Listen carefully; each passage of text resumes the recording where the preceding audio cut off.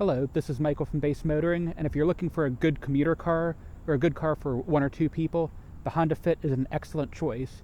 It's safe, it's reliable, it's cheap to maintain, it has your basic modern features, it has a shocking amount of space in the back for the size of vehicle, and you can actually sit adults in there too. It's remarkable what Honda fit into this thing. So, starting with the practicality, let's take a look at it.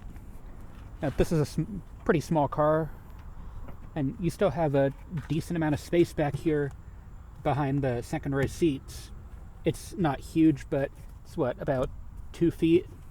It's certainly big enough that I, at 5'8", 180 pounds, I can fit in here. I'm not going to close it all the way, but plenty of space. It's not even cramped back here, I'd say. But yeah, you could fit 3 or 4 carry-on bags back here. You could easily fit 4 backpacks. Heck, you could fit a couple of checked-sized bags in here. And then if you need more space, just fold down these seats. And this is like subcompact SUV kind of space, which it's not a ton, but I fit 2 tubas in here. I've heard of people putting like full-size appliances in here, like a washing machine or dishwasher or range stove. But moving around to the back seat, which it's a small car, you have that amount of space in the back. You might think the back seat is fairly small, but it's actually not bad at all. The front seat is in its furthest back position, which is a comfortable driving position for me, and I've got foot room, I've got knee room, I've got head room. It's a place I could reasonably spend a decent amount of time. I wish there was a center armrest here. That would certainly make it a lot more comfortable, but just space-wise, it's pretty solid. You can fit 2 adults back here comfortably. If they're over 6 foot, it would be tight, but your average height, 5'9", so a hair taller than me, someone would be fine. And also, you have the Honda Magic seats, so you can fold these up, and then you have a fairly tall cargo space in here, probably 4 feet high almost. I've tried to fit my tuba in like this, but it's a little bit too wide, so this is more for taller, narrower items that you don't want to lay flat. Anything to increase practicality is a good thing, which that was the name of the game for this car with Honda. Maximal practicality in small vehicle. Now, as for the power plant of this thing,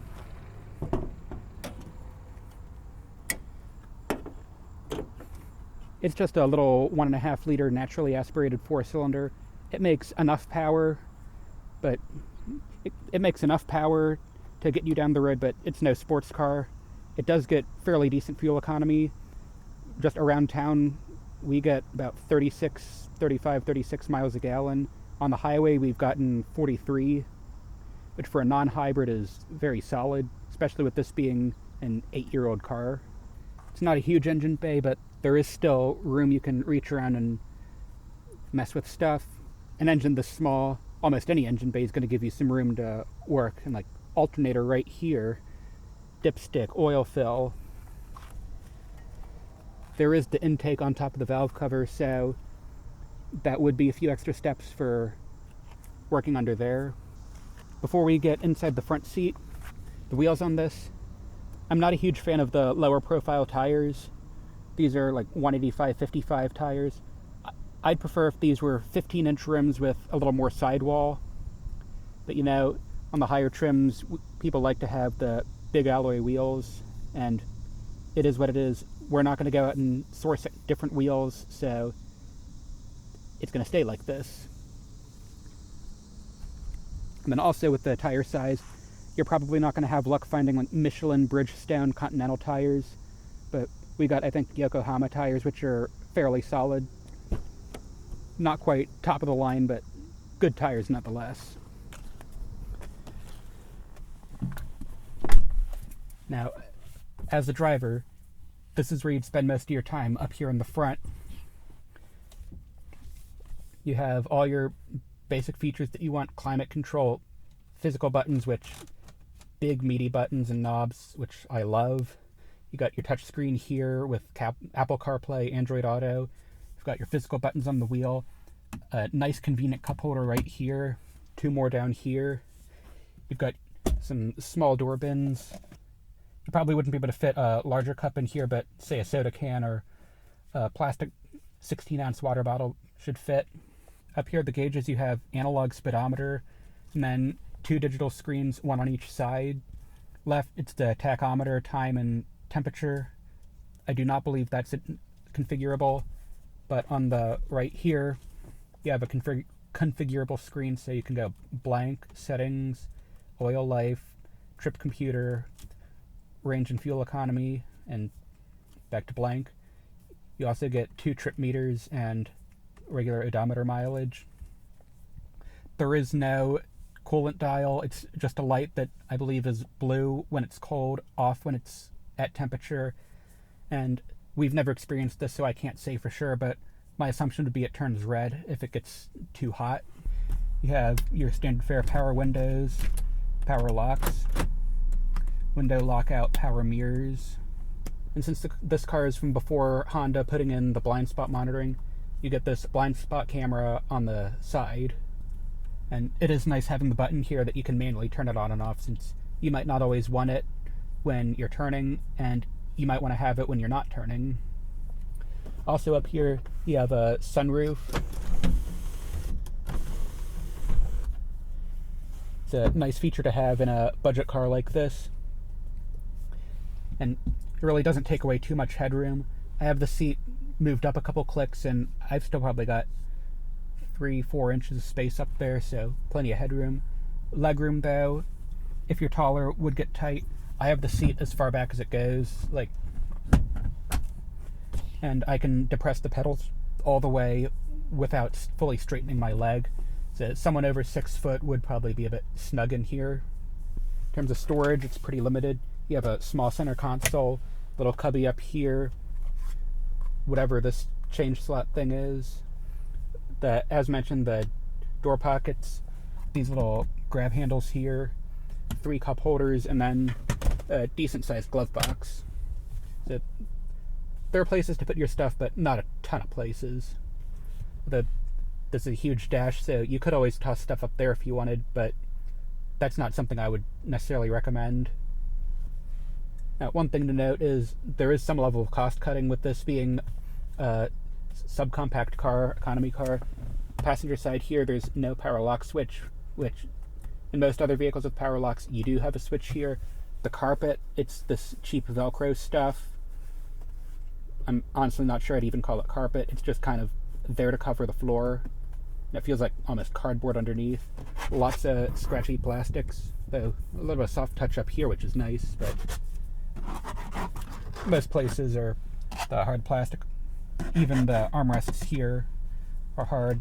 Just here, here, and here on the armrest are soft touch.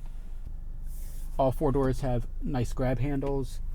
You do have dual sun visors with dual mirrors, no lights though. You do have the interior dome lights, front and rear. Sound system, it's just a basic 6-speaker system. It sounds okay. It's good enough for what this vehicle is, but you're not going to necessarily love listening to music on it. It's just enough where you can bump some tunes and enjoy yourself. And one final thing before we get going, heated front driver and passenger seats, which is nice to see in a car like this. It's just 2-stage, but nonetheless nice to see in here. Also, manual handbrake in here, which is nice to see. I will not be demonstrating that while driving, but just say like this, it'll hold the car just fine. A lot of newer vehicles have electronic parking brakes, so I like seeing a manual one. It does take up space, but you want to do a handbrake turn, you can do that in here. But anyway, let's take this for a spin. Now the ride in here, it's alright. It's nothing special, but a short wheelbase plus low profile tires plus economy car suspension. It's not going to have luxury car ride by any means. But Again, it's perfectly adequate. It's all you need in a car. Now, in terms of visibility, these A-pillars can sometimes be a little bit intrusive, especially with how wide it gets down here, and then having the double pillar here. Like, if I'm going around a corner and I'm looking straight this way, it blocks out a fairly significant portion of my view. So it would be nice if it were designed to only have one pillar and it were narrowed up a little bit. I get that newer vehicles need to have the structure, but I haven't seen this issue in our minivan, which has to have a much stronger structure than this due to weighing probably 1,500 pounds more. There's a couple corners up here I'm going to try to take a mile or two above the speed limit, but there is traffic, so no guarantees. Actually, it looks like I might be able to get it.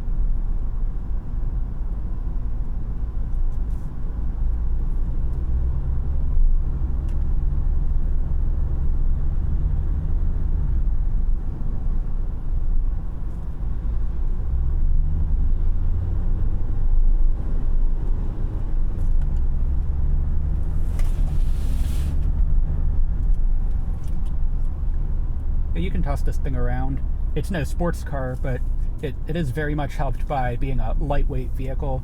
I think it weighs probably around 2,500 pounds, which that's not a ton of weight to have to move around for a vehicle. I admittedly have never driven this to the limit, but I would imagine the narrower tires could be a limiting factor. And now we're going to see how straight line speed is here once I get an opening in traffic. Here we go.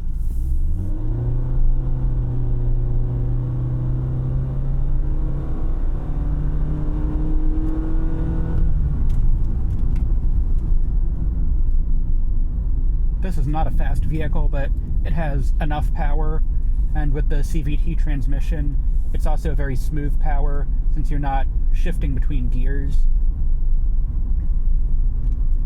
And especially with this not being a vehicle that's meant to carry heavy cargo or tow anything, you don't need to worry about extra load significantly reducing your acceleration and speed.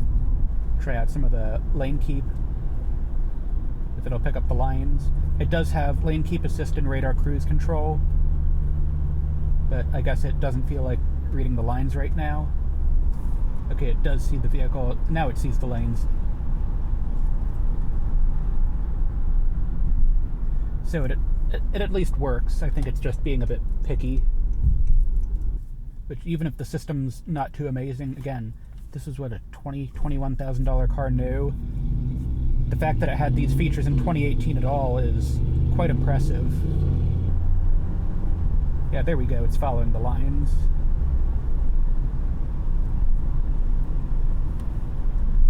So the lane keep and the radar cruise do in fact work correctly. But I have used the features for many hours on the interstate, and they have worked just fine. The car darn near drove itself. It's by no means a level 2 driving system. Like, I still have to keep a hand on the wheel and pay full attention, but it is very impressive for a subcompact economy car. Now, coming up here, we're gonna get on some more almost interstate speed road, 45, 55 miles an hour. We'll see how the noise is at higher speeds. It's a concrete section of highway. I'm doing about 60. It's not super quiet, but again, getting back to this is an economy car, it's not bad. On a 5-hour road trip, this has been at least comfortable enough to drive in. Now, speed going up a hill on the interstate. Again, enough power to pass even going up a hill. Now, this vehicle, it's very small. It's about 66 inches wide, and I don't remember the length exactly offhand, but it's less than 170 inches, possibly closer to 160. So you can park it pretty much anywhere. You can fit it in even narrower lanes very easily.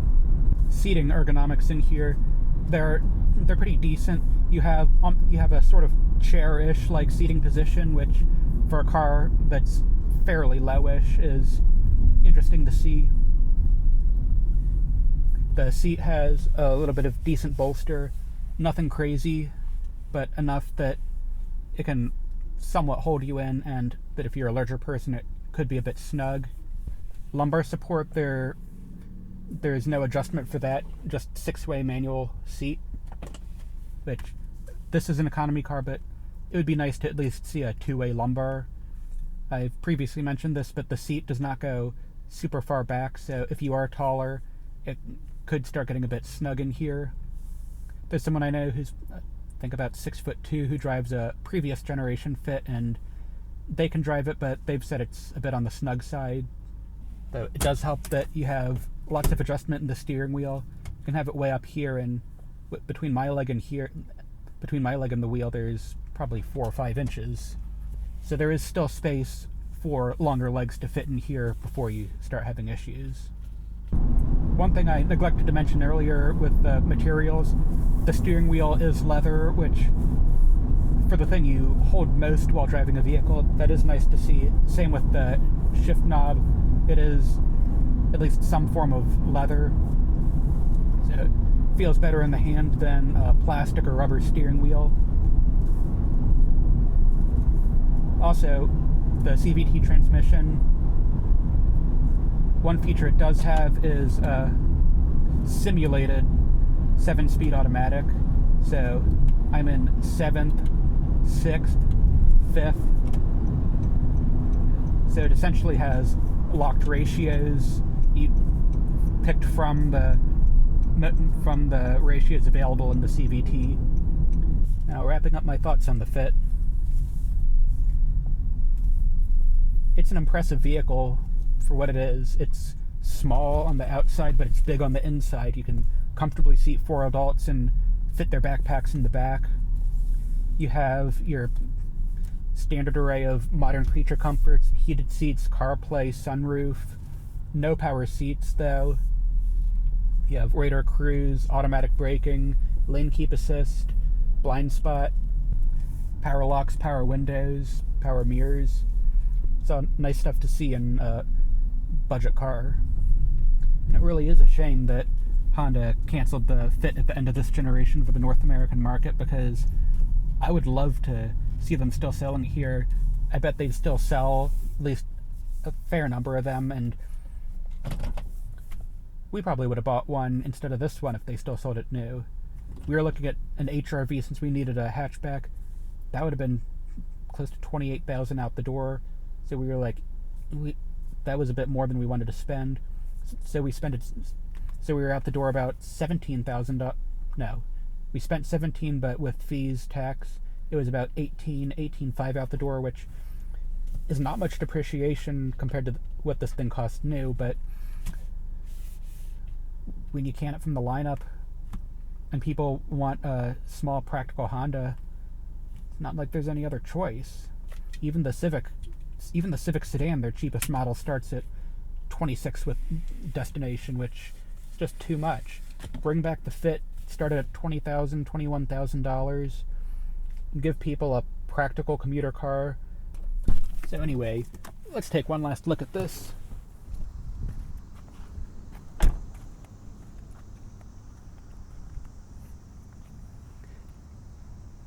There's no way to put it other than this is a phenomenal little econo box.